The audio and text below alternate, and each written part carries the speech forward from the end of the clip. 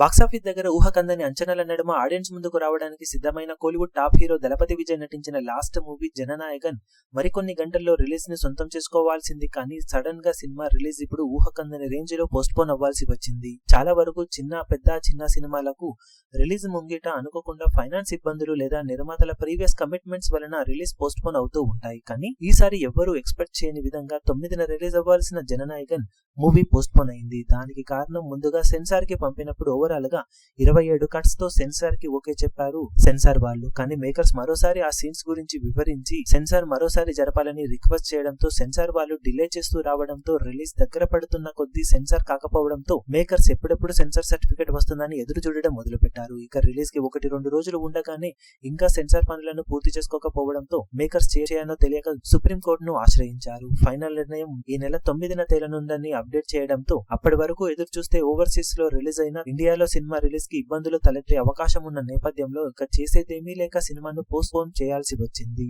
దాంతో ఇప్పుడు సినిమాను జనవరి 14న రిలీజ్ చేసే అవకాశం కనిపిస్తూ ఉండగా అడ్వాన్స్ బుకింగ్స్ రికార్డు బ్రేకింగ్ లెవెల్లో ఉండటంతో అందరికీ డబ్బులను వెనక్కి ఇవ్వాల్సిన పరిస్థితులు నెలకొన్నాయి.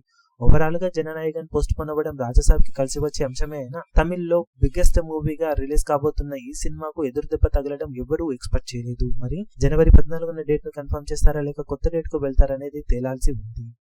ఈ వీడియో మీకు నచ్చినట్లయితే లైక్ చేయండి, షేర్ చేయండి, ఛానల్ ను సబ్స్క్రైబ్ చేయడం మాత్రం మరవకండి. ఏ చిన్న అప్డేట్ ను మిస్ అవ్వకూడదు అనుకుంటే బెల్ ఐకాన్ ను ప్రెస్ చేయండి.